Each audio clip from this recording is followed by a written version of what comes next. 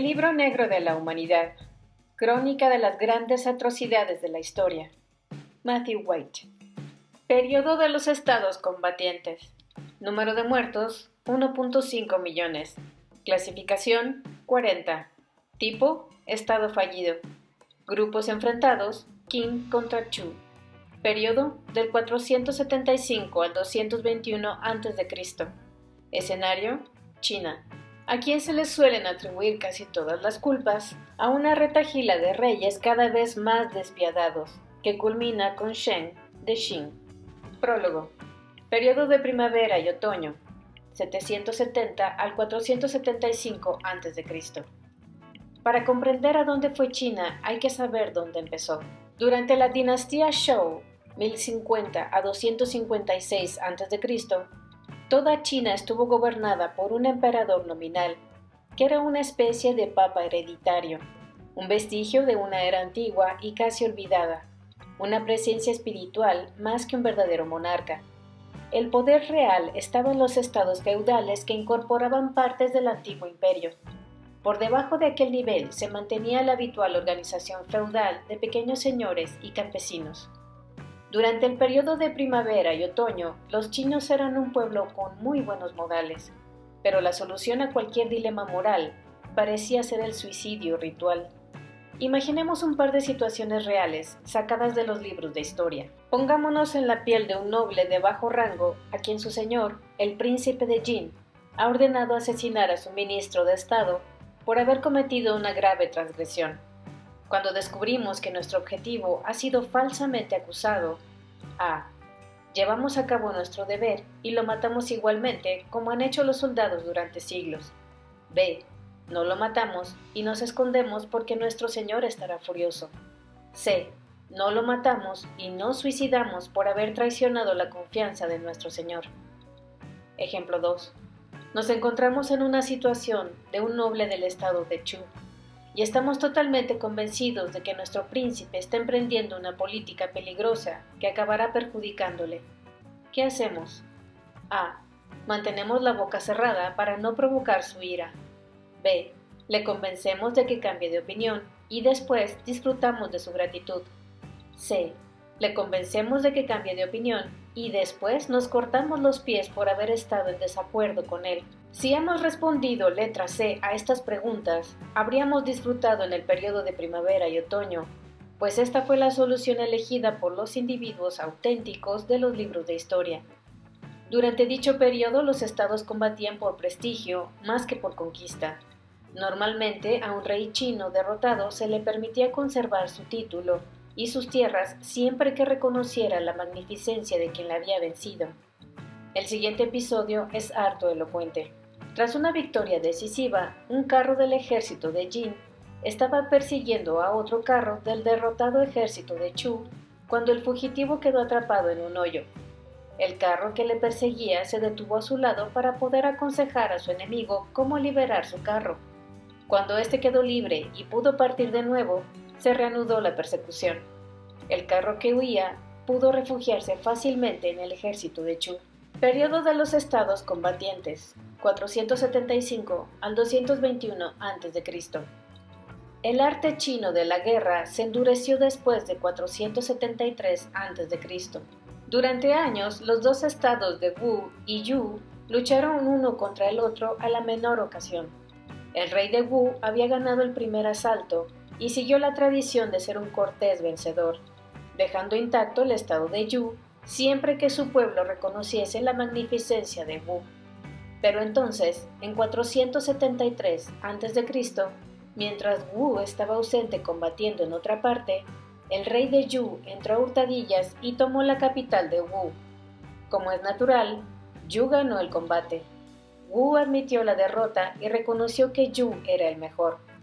No obstante, en lugar de dejar las cosas tal como estaban, Yu despojó de sus tierras a su maltrecho enemigo y lo confinó a un humillante reino nuevo que consistía en una isla fluvial con 300 habitantes.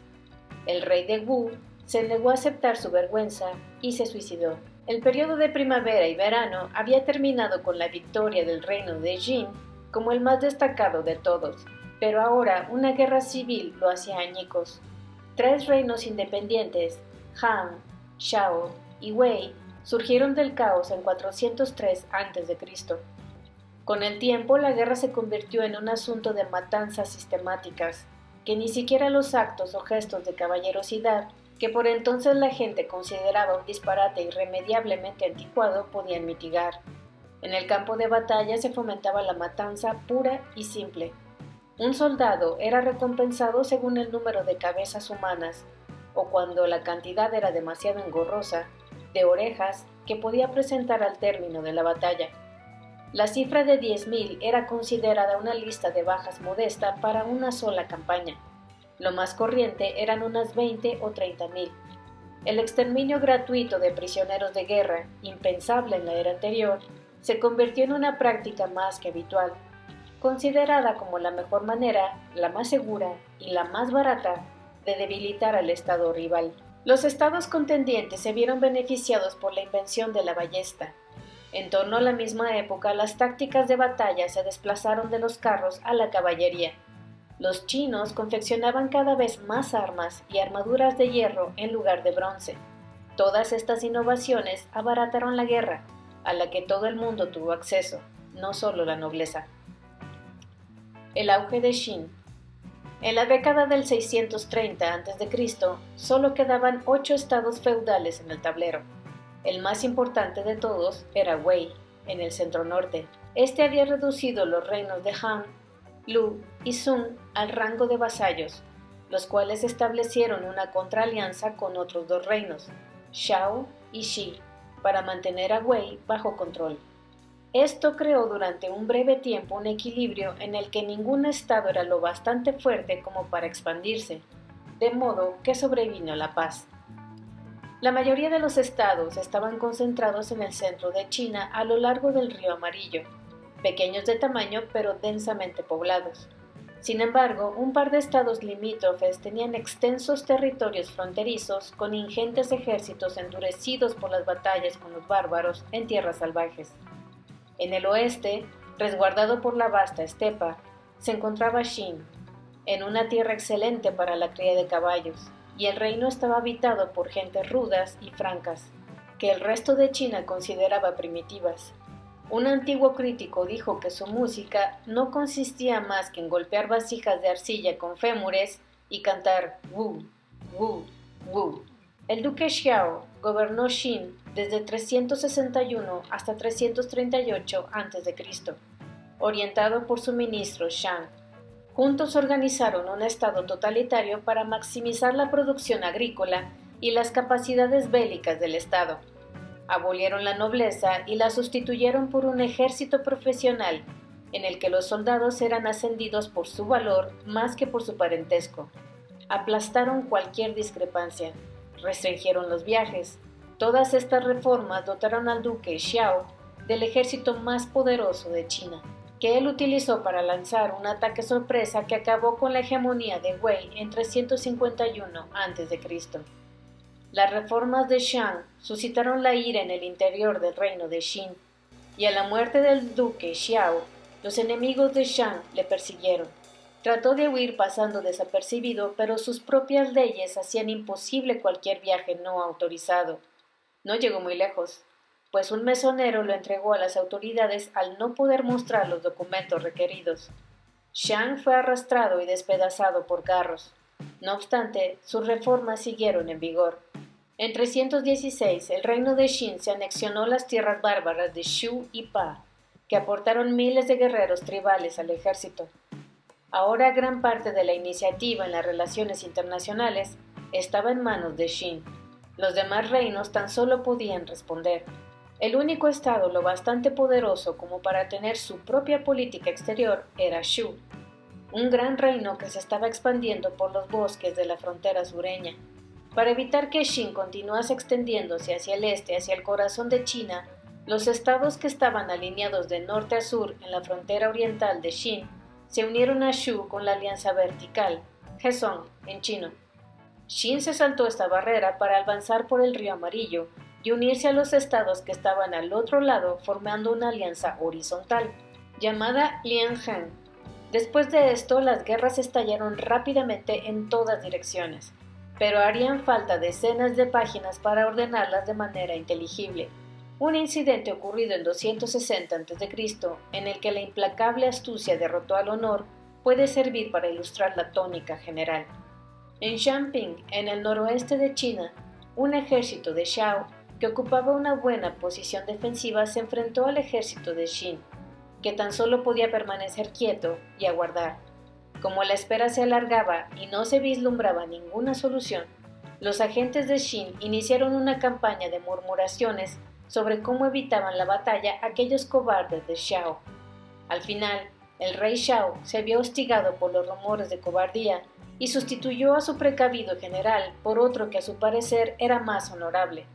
Este nuevo general se lanzó al ataque, pero tan pronto como abandonó sus fortificaciones, el ejército de Xin se abalanzó y rodeó con facilidad a las huestes de Shao. El general de Shao depuso las armas y se rindió, pero aún así los soldados de Xin mataron hasta el último hombre de la fuerza de Shao. Fin de la partida. En 256 a.C., los soldados de Xin penetraron en Longyang y depusieron al último emperador Zhou. No se nombró a ningún sustituto y después de esto China ni siquiera pretendió ser un país. En 247 a.C., a la edad de 13 años, el príncipe Sheng accedió al trono de Xin a la muerte de su padre, el rey. La mayoría de los miembros de la corte esperaban poder manipularlo fácilmente, así que conspiraron a su alrededor. Su madre, la reina viuda Shao Ji, famosa por su belleza y por ser una grácil bailarina, obtuvo el control del gobierno hasta la mayoría de edad de Sheng. Compartió la regencia con el primer ministro Lu Wei, que según rumores era el verdadero padre de Sheng. Para liberarse de su relación con la reina viuda, el primer ministro encontró a un hombre llamado Lao Ai, que tenía un pene insólitamente largo, y lo contrató como sirviente en su casa.